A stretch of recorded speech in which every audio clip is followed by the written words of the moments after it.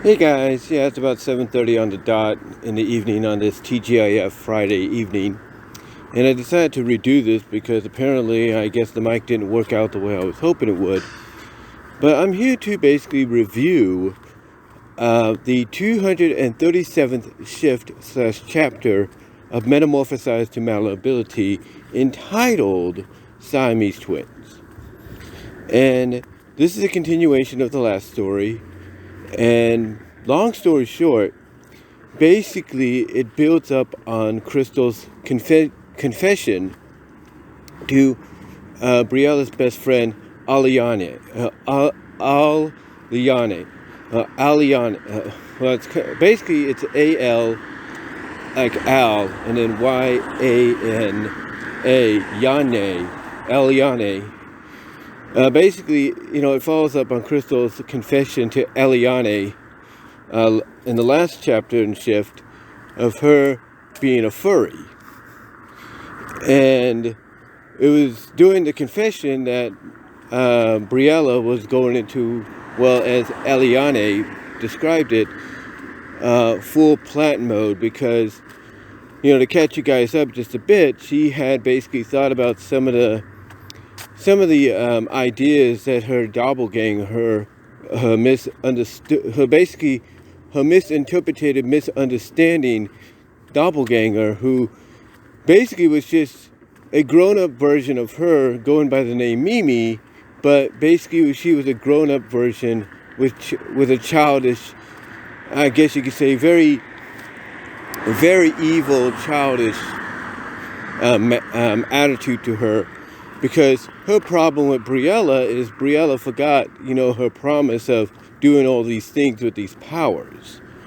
And Mimi just didn't realize or even acknowledge that, Briella's grown up now, so even though she can have fun with these powers, she can't have that kind of fun that, she originally said she would. Anyway, long story short, Briella has basically gone into plant mode because one of the ideas that seemed more realistic in her mind, from what Mimi told her, was to be a plant, kind of live out maybe, just a short temporary period as a plant, get to know what it's like to be, that plant, or be this or be that. So she went through basically the entire routine of being a plant. She went through the actual metamorphosis, if you will, of being a plant. She bought all the necessary items needed. She shrunk herself down to a seedling. She had a girlfriend place her deep into the soil within the plot, if you will, of the plant. Basically deep. Well, okay, let me rewind here. I was just distracted by something there for a second. I do apologize. But anyway, she has a girlfriend. After her girlfriend comes home and notices everything set up, take her as a seedling, place her in the soil that's in the pot, in the planting pot, and basically from that point on, and that was at the end of, I think, 235. I believe 235.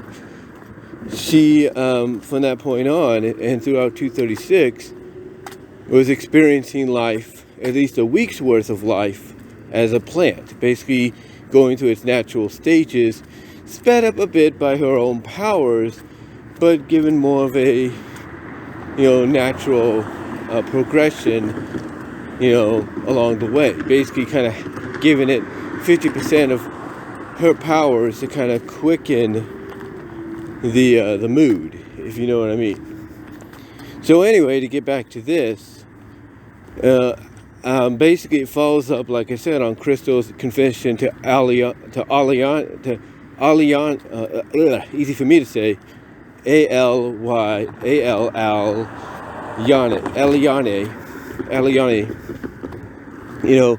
It follows up on her confession to Aliane. And basically, it's also, the end of Briella's time as a plant. So Briella's got to get back to normal.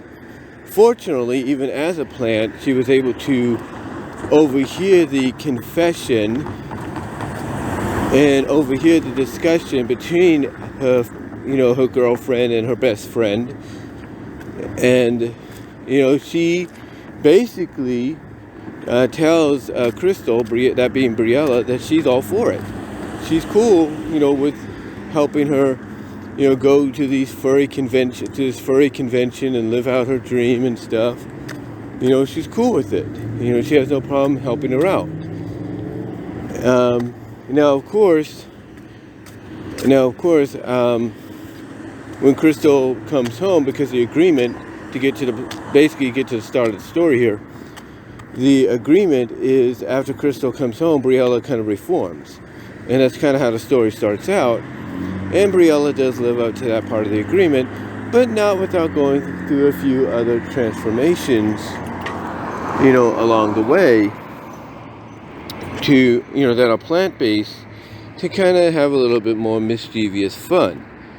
In other words, she basically retracts herself back into the soil, if you will. She retracts herself back into the soil, and then kind of this time around, just for, like I said, a little bit more mischievous fun, does actually go through what is known as a rapid growth, basically growing from the pot and the soil into essentially a small apple tree with just one little apple sticking from it, which of course she decides to have fun with by changing it into different other fruits before landing on a plum.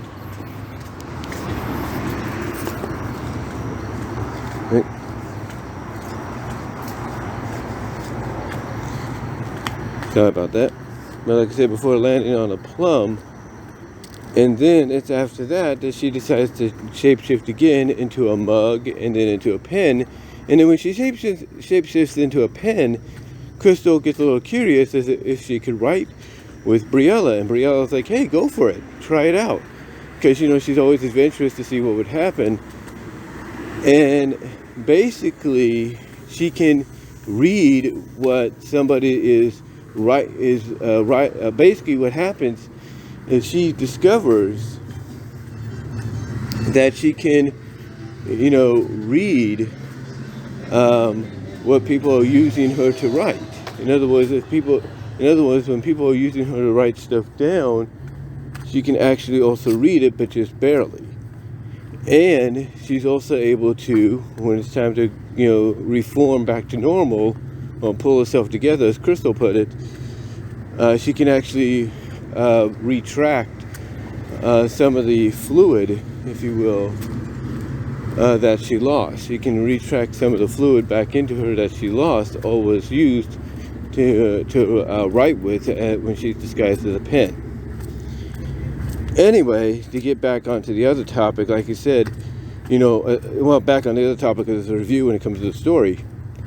Like I said, it follows suit on Crystal's confession and everything. And Crystal basically, like I said, confesses in the previous story to Aliane, if you will.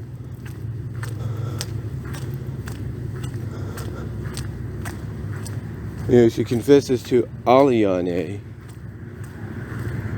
that basically she's a furry, and she wants to go to these conventions, but she's a little too shy, and is wondering if Briella would help her. Well, again, as I mentioned earlier, Briella basically,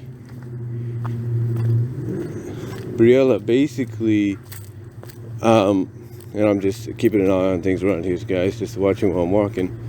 But basically, Briella, like I said, told Crystal, said, hey, I'm all for it. I'm all for, helping you out if needed. And that's what she does. So what happens is after Briella reforms herself back into a human, after she reforms herself back into a human, hold on for a sec.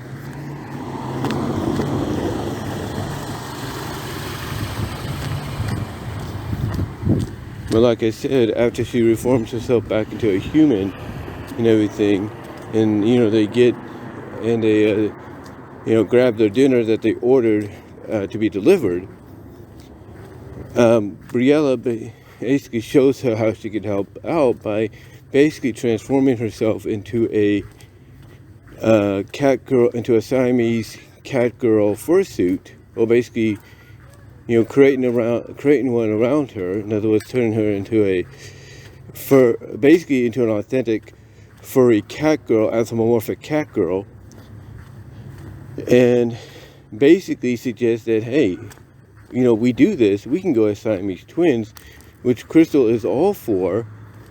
So Crystal basically says, hey, why don't you show me now how it would look, if we do this. So Briella does just that. She, kisses basically Crystal, and by doing so, she's able to basically envelop, or use her powers to envelop completely Crystal in her goo, if you will, or mandible goo, and all that.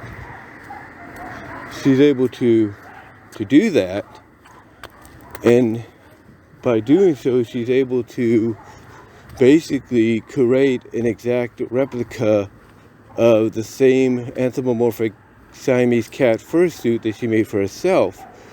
And even as Crystal, by mimicking Crystal's voice, exactly how does this feel, and then showing her what it looks like in the mirror.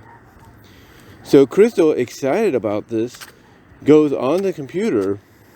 Well, Briella decides to take the opportunity to morph into a real Siamese cat and just sit and lay on her lap, that being Crystal's. Briella basically, like I said, takes the opportunity to turn into a real Siamese cat and then sit and lay down on the lap of Crystal. Well, Crystal is on the computer booking them tickets for the convention, booking them hotels, or booking them a hotel for the convention, which, even though it's more than they would want, is actually the hotel that's connected to the convention center itself, and the only room that they could actually probably get, even though it's a little bit more than they would want, is the luxury suite. And I'll tell you this right now, the moment I read that in the story, I could tell you honestly, I know exactly what's going to happen when we get to that moment. When we get to that moment of the overall story and this furry convention vacation arc, if you will. I can already tell you what's going to happen. The same thing that's happened every other time they've done a little bit of a vacation arc. And that is the fact that Briella and Crystal will find an opportunity to get very erotically intimate, intimate NFSW, mandible, melty, you name it kind of, scenario. They're bound to get themselves into that, in that kind of a situation. But besides that, and Crystal being excited at the fact that she can actually blend in and not have to worry about bumping into anybody she knows, overall, the story is pretty good. And even Briella thinks in her mind, I wonder if I'm possibly the biggest furry of them all. And she, basically coming to realization that maybe she's been a furry the whole time and she just didn't know it until her powers came to be. So we'll see what happens. But overall, I thought this was a nice, cute, adorable, filler a portion of the series. I enjoyed it. Can't wait to see what she has planned as she gets the characters ready for the convention situation, or the convention arc, if you will. Can't wait for that. I still feel that as we approach 250 near Valentine's Day next year, I still feel we're going to get more revelations.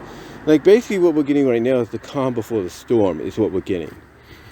You know, and in that storm, we're going to get revelations of who was the one that helped that Dr. Zettweimer, you know, not only locate Crystal to try to hold her, you know, to try to hold her hostage to get Briella to do what he wanted, but who gave him access to those areas, you know, in that facility that Duncan and his crew are wondering, you know, was even possible to get access to if they're not a senior researcher.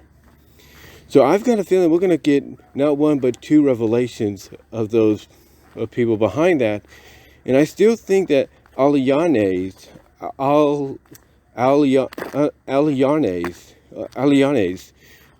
boyfriend, you know, guy, you know, boyfriend, possible fiance, I think what his name, Victor or Vince, I think he is behind part of it. I think he is more than what he seems. We just haven't seen it yet, you know, be manifested. And I've got a feeling on the other side of things, as far as, you know, like the research situation, you know, getting access to it, I got a feeling it's somebody Duncan's working with closely right now to figure out the truth, and he just doesn't know it. So we're going to find out, in my opinion, that Aliane's fiance boyfriend was the reason Zettweimer was able to get Crystal and keep her hostage to get Briella to do what he wants. And I got a feeling we're going to find out that somebody's working with Duncan right now to try to crack the case was also in on it as well. But we'll see. I just got a feeling those are something that are going to be, those are just going to be surprise twists, maybe not so much surprise twists that we got coming, but we'll have to see. Overall, though, I liked it. I really like this little continuation. Can't wait to, like I said, can't wait to see what she's got in store next week. And when she does do the convention vacation portion, and she does give us that erotic NFSW moment between the two characters, Crystal and Briella, maybe we will get Crystal submerging into a pool tub of Briella. And then on the outside of Briella, we see like a visage imprint of Crystal's body just pushing up and everything. Maybe we'll get that. And I still think Crystal's going to get the powers too. I just don't know how it's going to happen. But I think it is going to occur. And boy, can you just imagine the intimacy between the erotic NFSW intimacy between the two, Briella and Crystal, when that happens. But anyway though guys, I just wanted to, you know, do this little review, give you my thoughts on it. Again, I recommend you check it out, and until next time, I will talk to y'all later.